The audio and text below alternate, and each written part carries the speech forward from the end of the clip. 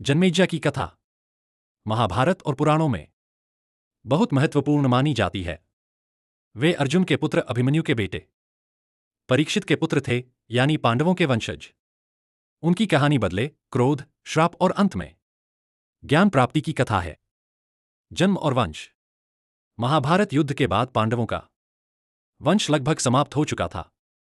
केवल परीक्षित जीवित बचे, जो अभिमन्यु और उत्तरा के पुत्र थे। आगे चलकर परीक्षित के पुत्र हुए जन्मेजय। जन्मेजय बचपन से ही तेजस्वी और पराक्रमी माने जाते थे। जब वे बड़े हुए तब हस्तिनापुर के राजा बने। राजा परीक्षित को श्राप। एक दिन राजा परीक्षित जंगल में शिकार करते हुए बहुत प्यासे और थके हुए एक आश्रम पहुंचे। वहां ऋषि शमीक ध्यान में बैठे थे। राजा ने कई बार बात की, लेकिन ऋषि मौन रहे। क्रोध में आकर परीक्षित ने एक मरे हुए सांप को ऋषि के गले में डाल दिया और चले गए। जब ऋषि के पुत्र श्रृंगी को यह पता चला तो उन्होंने क्रोधित होकर श्राप दिया। 7वें दिन तक्षक नाग के डसने से राजा परीक्षित की मृत्यु होगी। बाद में ऋषि शमीक को यह सुनकर दुख हुआ, लेकिन श्राप वापस नहीं लिया जा सकता था। तक्षक द्वारा मृत्यु। श्राप से बचने के लिए परीक्षित ने महल को पूरी तरह सुरक्षित करवा दिया। चारों ओर पहरा था, लेकिन 7वें दिन तक्षका ब्राह्मण का रूप लेकर आया और एक फल के अंदर छिपकर महल में पहुंच गया। जैसे ही फल खोला गया, तक्षक विशाल नाग बन गया और उसने परीक्षित को डस लिया। उसी क्षण राजा की मृत्यु हो गई। जन्मेजय का क्रोध। जब जन्मेजय को पिता की मृत्यु का पता चला तो वे क्रोध से भर उठे। उन्होंने प्रण लिया कि वे पूरी नाग जाति का विनाश कर देंगे।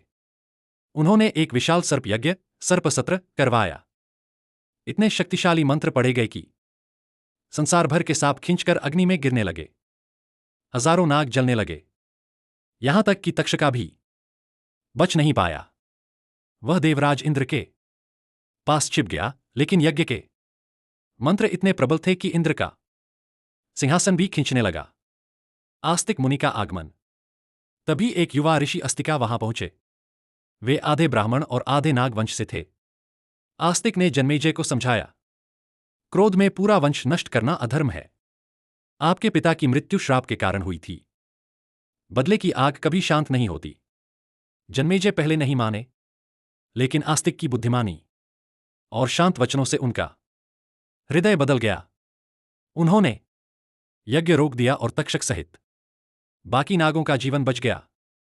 महाभारत कथा की शुरुआत। इसी सर्प यज्ञ के दौरान महर्षि व्यास के शिष्य वैशंपायना ने जन्मेजय को पूरी महाभारत सुनाई। यहीं से महाभारत की कथा संसार में प्रसिद्ध हुई। जन्मेजय की कथा का संदेश। जन्मेजय की कहानी यह सिखाती है, क्रोध और बदला विनाश की ओर ले जाते हैं। क्षमा और ज्ञान सबसे बड़ी शक्ति हैं। एक व्यक्ति के अपराध के लिए पूरे समाज को दंड देना उचित नहीं। महाभारत केवल युद्ध की कथा नहीं, बल्कि धर्म और अधर्म के बीच संघर्ष की शिक्षा है।